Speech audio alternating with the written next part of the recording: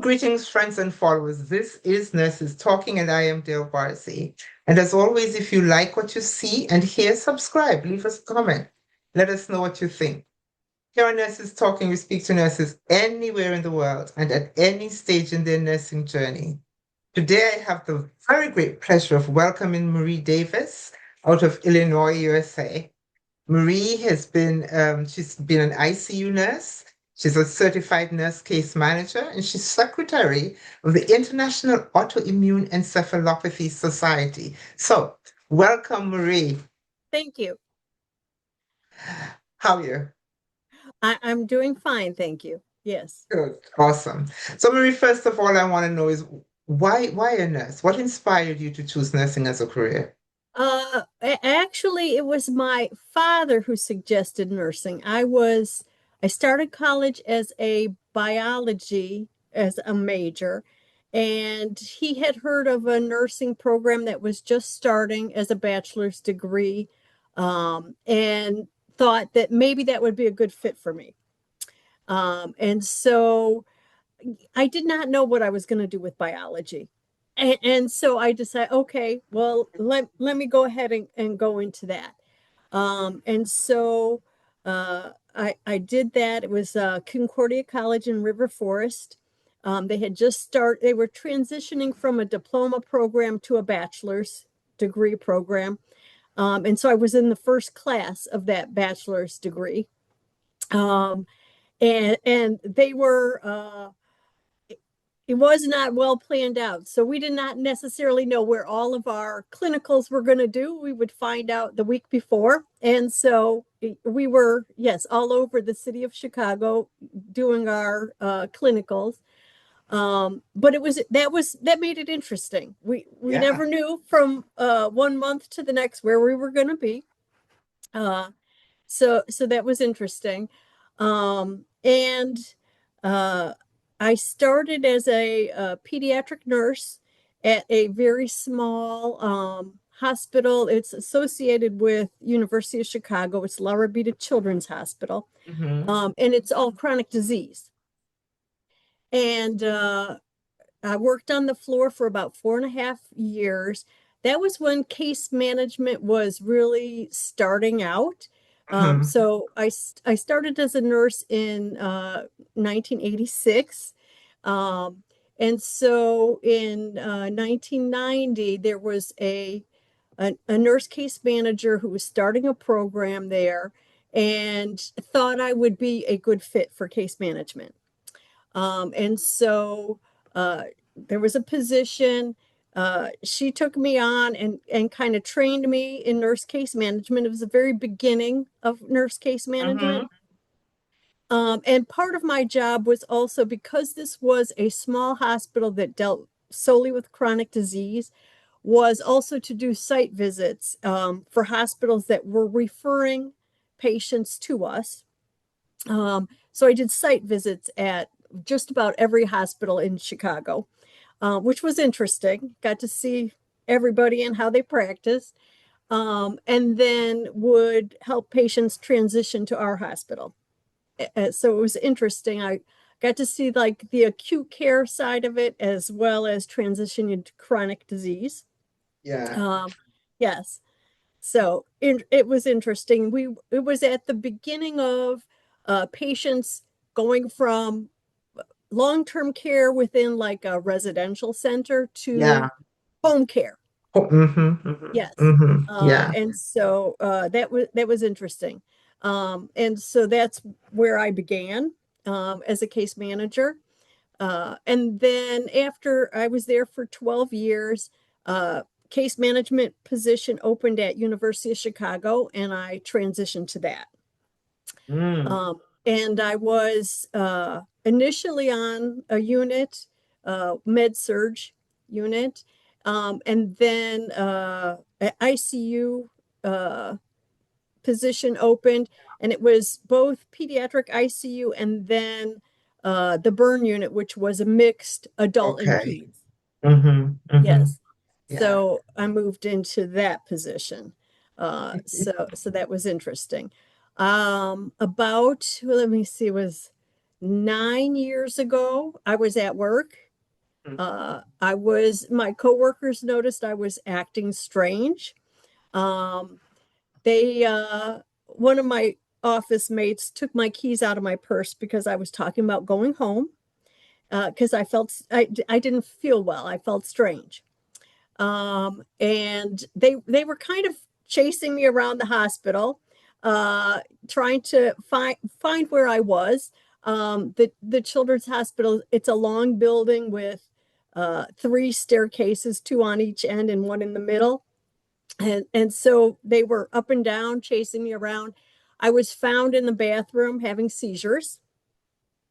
Yes, and was admitted to the ICU, intubated for seizure control, and diagnosed with autoimmune encephalitis. Wow. All Yes, right. yes. So transitioning from being medical healthcare Caregiver provider too. to a Mhm. patient. Yes, Yeah. yes. How was that transition? Because now you're found having seizures, you're intubated, you end up in ICU from work. You're Yes. working and you end up in ICU. So I can imagine this must be very, apart from anything else, be very disorienting. Well, Um, and the interesting thing was because of my seizures and because of the disease, um, I don't recall my hospitalization. I ended up getting my chart so that I could read exactly what happened day to day. I don't recall about 3 years before getting sick. So, like my husband and I had gone to the Grand Canyon National Park, we had hiked. Um, I have pictures of it, but I don't recall it. My husband's answer is we'll go back. Um, so there's a period of time which I've kind of narrowed down to about 3 years before that I don't recall things that major events that happened. I have vague memories like my daughter went to college. I remember dropping her off, but I don't remember much else around that time. Um, so and I was unaware during my hospital stay. I believe that was because of seizures. mhm. I became aware that I had been gotten sick when I was in a day rehab program. So I was sitting at a table with people I did not know, Yes. and I had to ask them, "Where are we? What is the name of this place?" And they told me, and I had to wait for my husband to come home from work to ask him what happened to me.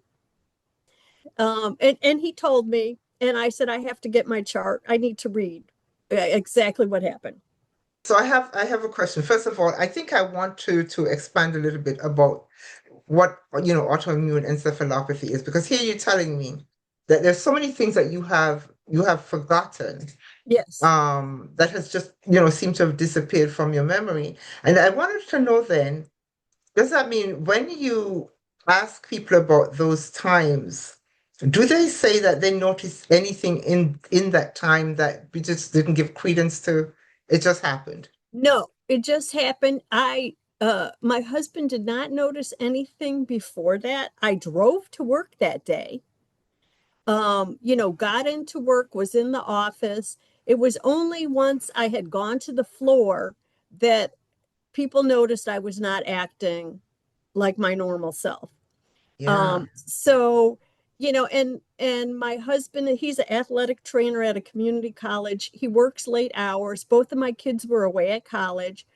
Nobody noticed anything prior to that day. Whether there Mm. were subtle symptoms, we don't know. You don't know. You don't Yeah, know. we don't know. We have not identified anything. So yeah, it's an unusual thing with autoimmune encephalitis. There's different antibodies that have been identified. The disease was initially identified in 2007 with one particular antibody. Um, and since then, a, a range of antibodies have been identified. Um, and so, it's a disease that a lot of research has been done. It's expanding. It kind of had a lot of patients will present with psych symptoms. I did not. Mhm. Mm-hmm. Um, and so, yes, it's a very interesting, expanding field. Some people will, like I did, present with seizures. So, Mm-hmm. Mm-hmm. yes, Mm-hmm. Wow. yeah, Wow. So here is a question I want to ask you now. So you have been both patient and nurse, yes. and from both of those perspectives, what do you think you'd like to see change then about nursing? Um, well, I have found that it's not necessarily nursing. I think the whole medical team Mm, is really bad at communicating mm, with the patient as far as what the plan is. What have they seen so far during your hospital stay? I was really aggravated. About 3 years after my initial diagnosis, I had a 5-day hospital stay for an EEG. mm-hmm, Now, when I was on the floor as a nurse case manager, we would do rounds. We did not have a problem with like the parent coming to the door, listening to rounds. Um, the social worker that I worked with and I would a lot of times say, they're teaching rounds. It may seem like people don't know anything. The reason is because we're having, you know, residents and mm-hmm. sometimes med students. And so they may or may not know the answer to the question that is asked. That's part of the teaching process. But the attending is in charge. Don't worry. If you have questions, let us know. We will come back and answer them. If the doctor needs to come and talk to you, that will happen. But when I went out of the room just to listen to rounds, they walked down the hall. And I was tethered by my EEG lead, so I, could not Yeah, chase them down. And I was really aggravated by that. yeah, I think a patient has a right to hear yeah. what they're discussing. What did it? What is the plan? Yeah. I understanding it's a teaching process. I don't have a problem with, people throwing out ideas that may or may not make sense. I don't care about that. I think I have a right to listen to what they're thinking about. And Yeah, I yeah, think as physicians, particularly when they're taking care of patients who have a medical background, they need to at least talk to somebody and say, do you want to hear rounds? Do you not want to hear rounds? What is your issue? Um, I have a great doctor who is a great communicator.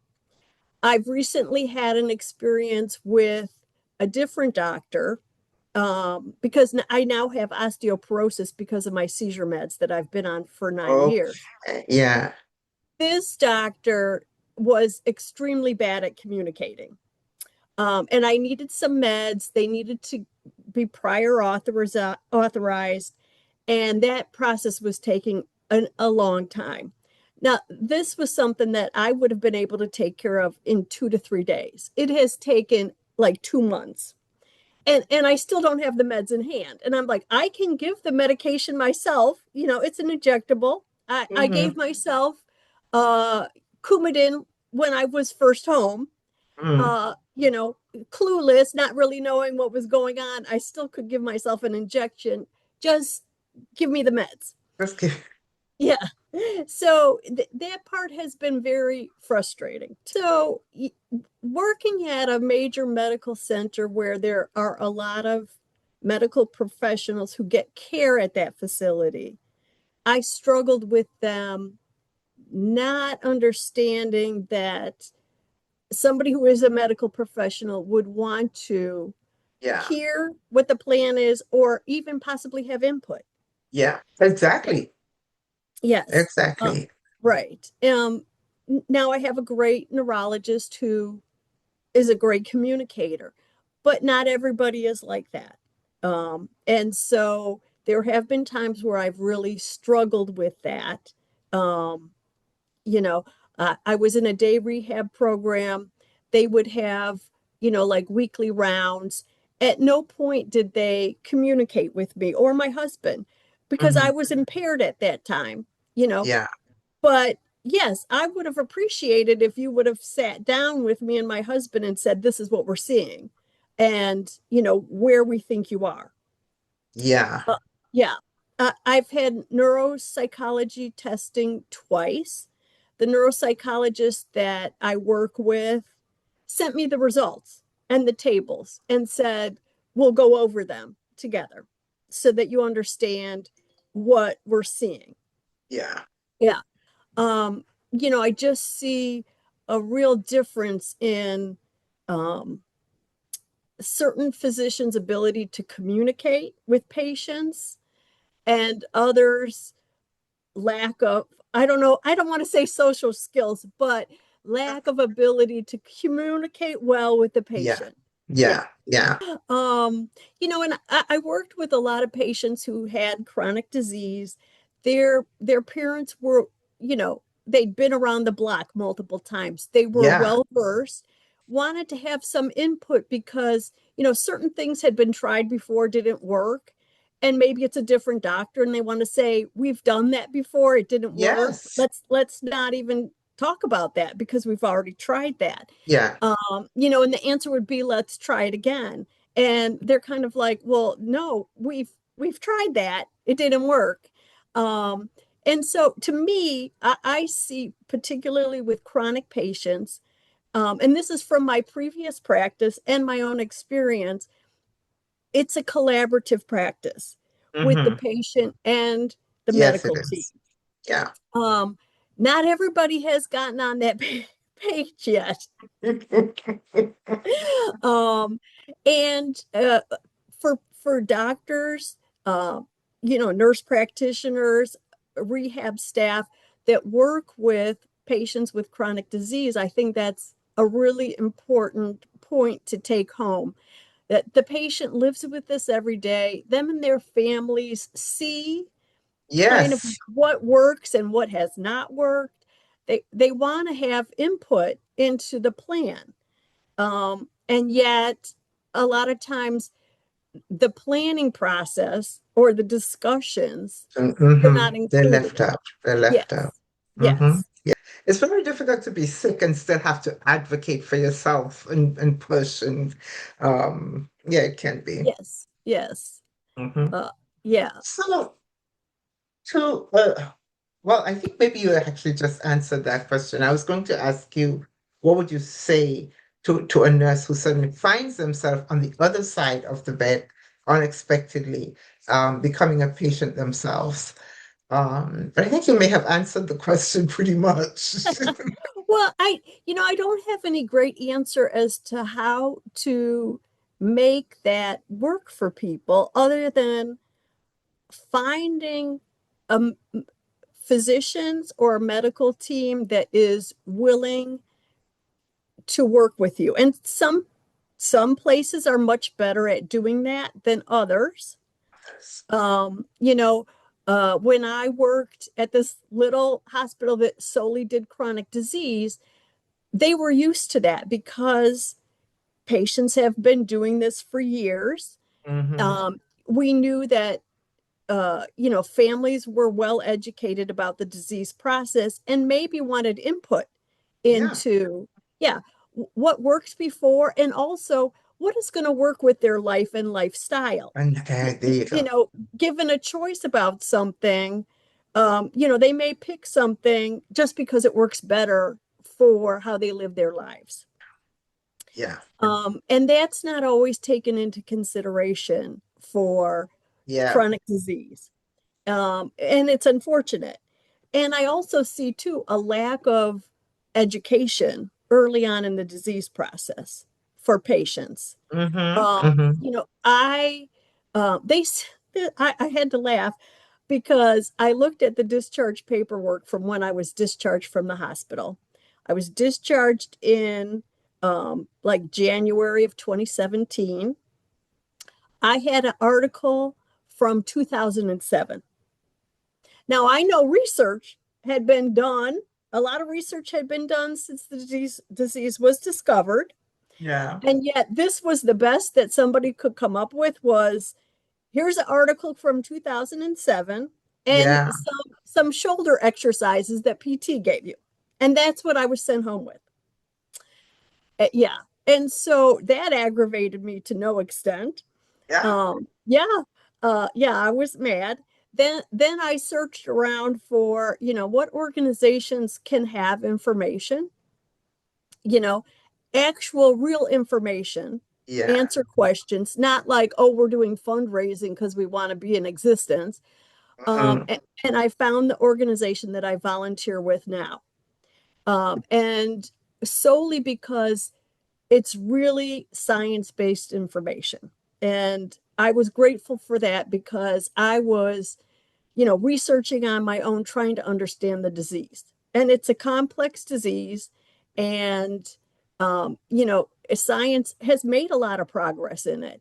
But, trying to find the information that fit me and understand it, with Mhm. the deficits that I had, Yeah. was difficult. Yes, it was very difficult. So Yeah. I would read an article, forget I read the article, read it again, that sort of thing. And a lot of that was, which we didn't really realize early on, I was still having seizures. So Mm. for 3 years after my diagnosis, I still had seizures. And it was only after I had a second 5-day EEG that was recognized, some medication changes were made, and they were much better controlled. I can't Yeah. say that, oh, I never have a seizure. I may still, depending on like if I don't get good sleep, some other things might happen that, oh, I might have a seizure, but they're very rare. Uh-huh. So, but yeah, a lot of it was my deficits were caused by ongoing seizures that weren't recognized That went at the perfect. time. Yeah. Yeah. Yeah. Yeah. So Maria, I'm going to ask now, what gives you hope today? As you look back on your journey as a nurse, as a patient, as an advocate, working with the International Autoimmune Encephalitis Society, what gives you hope? What gives me hope is that there are some organizations that are not just about fundraising, but are really about educating the patient. That gives me hope that there are physicians um, around this disease and probably around other rare diseases that are truly interested in, not only their own research and treating patients, but also educating patients and providing real information. Our organization has a speaker series every year. It's free, and it's given by experts, and they've kindly given their time to do, a presentation that's geared towards patients about the disease and different aspects that, may affect people. And, that has given me hope that, you know, um, yes, there are people within the medical system that understand, um, what chronic disease is, how it affects people, and the need for information. People in chronic disease are starving for information Yeah. about their disease and how it affects them and what is available for treatment, um, and that sort of thing. Yeah. Yeah. Yeah. Yeah. Yeah. Yeah. Yeah. So, other than all of your medical issues, what do you do? Um, what what what do you do for a hobby? What takes care of you outside of all of that stuff? Well, I do garden. Uh, Mm, yes, I have chickens. Yes, and now that the daylight savings time is over, they've started laying eggs. So yeah. yeah, I go out and take care of them. Um, I've, which is something I should have done much earlier, but started exercising, on a regular basis, which is good for all of us for brain health and everything Mhm. else. Yeah. Um, so those things, but I could spend anywhere up to like 4 to 6 hours a day on our um, website, Facebook page, answering questions of patients and families about the disease, Yeah. Yeah. and that sort of thing. So I'm at least using my skills in some way that is helpful to people. Yes. Yes, Yes. absolutely. Absolutely. Marie, thank you so very much for this. This has been such an interesting conversation. Really, Yeah. I've enjoyed talking to you. I've learned a lot. I've learned a lot. Well, what did you learn? About autoimmune encephalitis. I have to Oh, tell you about the idea that there was, to the best of your knowledge, and the people around you, there were no signs at all no. of anything happening, and something happened, and that wiped out a whole chunk of what went Yes. on before. And the pivot you had to make from nurse to patient to really sick patient in Yes. such a short period of time. Huge stuff. Yes. Huge Yes. stuff. Huge stuff. So thank you so very much for sharing all of that. I truly appreciate that. Thank you. I hope that what people take away from this is when nurses in particular, because I find nurses are a lot of times the people who are the advocate for the patient. Mm-hmm. When patients have questions or need, information, that they push doctors to say, let's have a staffing that includes the patient. Yeah. um you know let Make sure that questions are answered, even if it's like, we're rounding, we can't answer your questions now, but I'll let the doctor know to come back. Yeah. Those kind of things are particularly helpful to patients and families. And they need nurses at the bedside who will help advocate for them. Yeah. Yes. Yeah. Yeah. Yes. That's a huge thing. That's a Yes. big piece. Yeah. Yes. Yeah. And I think that's a part of a nursing role.